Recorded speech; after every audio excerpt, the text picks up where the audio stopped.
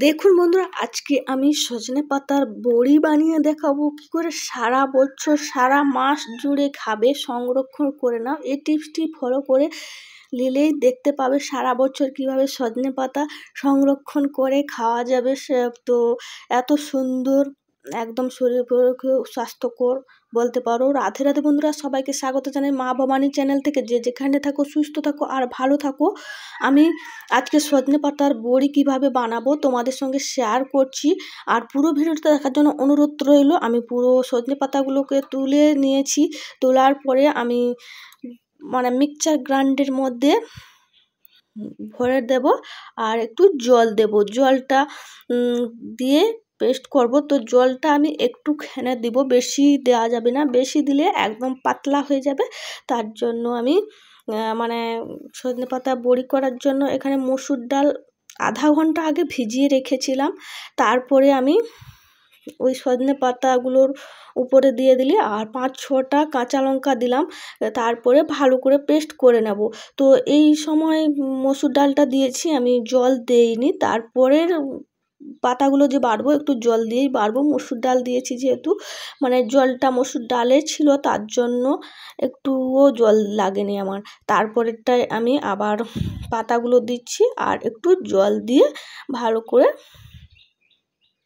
Paste করে নেব। তো পেস্ট করার পরে সজনে পাতাগুলোর কালার বাবা ফুটে ফুটে এত সুন্দর কালার দেখাচ্ছে, সে বলে তোমরা তো দেখতে পাচ্ছ কত সুন্দর কালার। তো আমি এক সাইডে ওইগুলোকে ঢালছি আর তারপরে আমি রোদ বেরিয়েছে নিয়ে চলে এসেছি।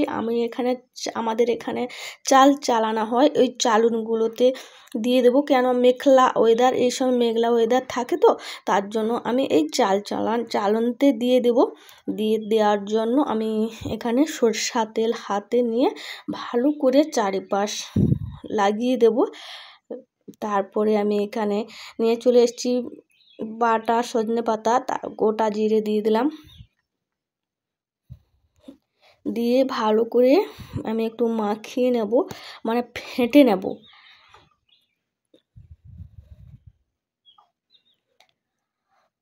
রাখার পরে একটু পরে কালারটা চেঞ্জ হয়ে গেছিলো। তারপরে আবার ফাটার পরে দেখো কত সুন্দর কালারটা সেই চলে আসছে। তো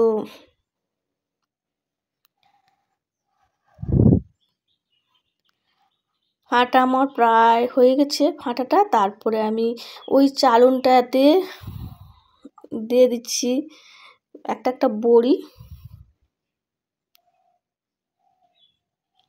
তোমরা চাইলে এখানে নুন দিতে পারো, তো আমি নুন দেইনি, মেঘলা ওয়েদার যেহেতু, তার জন্য নুন দেইনি। আর নুন না দেওয়াই ভালো এই বড়িগুলো, তো জোরকে উঠবে, তার জন্য জল জল ভাব হয়ে যাবে, ওটা তো টান নেই, তো তার জন্য আমি নুন দেইনি। তোমরা চাইলে নুন দিতে পারো রোদের সময় বানালে। আর এই বড়িটা সত্যি কথা বলতে একবার বানালে সারা বছর সবাই যারা সজনে পাতা খায় না তারাও খাবে। তো একটা করে যদি রোজ ভাতের সঙ্গে ভেজে দেওয়া হয় কিন্তু খুব উপকারী।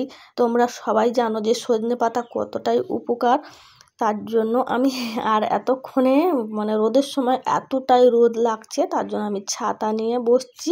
মেঘলা রোদ তো, তার অনেকটা পরে রোদটা এসেছে, তার জন্য প্রচুর রোদ লাগছে। আমি ছাতা নিয়ে বসছি একদম রোদে করে না দিলে কিন্তু হবে না। আর যদি বাড়িতে থেকে ছাইতারায় দেই তো সেটা কিন্তু কালারটা এরকম আসবে না। রোদে বসে বসেই দিয়ে দিলাম দুটো চালুন। তো রোদ চলে গেছে। এবার আমি কি করছি, মেঘলা রোদের জন্য আমাদের উনানে ভাত হয়ে যায়। তারপরে বিকালবেলার টাইমে রোদটা যখন চলে যায় তখন আমি উনানের ওপর চালুনগুলোকে রেখে দিলাম। তো চালুনগুলো রেখে দেওয়ার পরে কিন্তু এত সুন্দর শক্ত হয়ে গেছে। আর এরকম তোমরা এমনি বড়ি বানালেও কোনো সময় রোদ বৃষ্টি মেঘ থাকলে ওই চালুনগুলোকে ভাত রান্নার পরে বেশি আগুনে দিলে কিন্তু ওটা হয়ে যাবে। তো আগুনটা একটু কম হলে তারপরে চালুনগুলোকে বসিয়ে দেবে, দেখবে ঠিক মানে বড়িগুলো সুন্দর উঠে যাচ্ছে।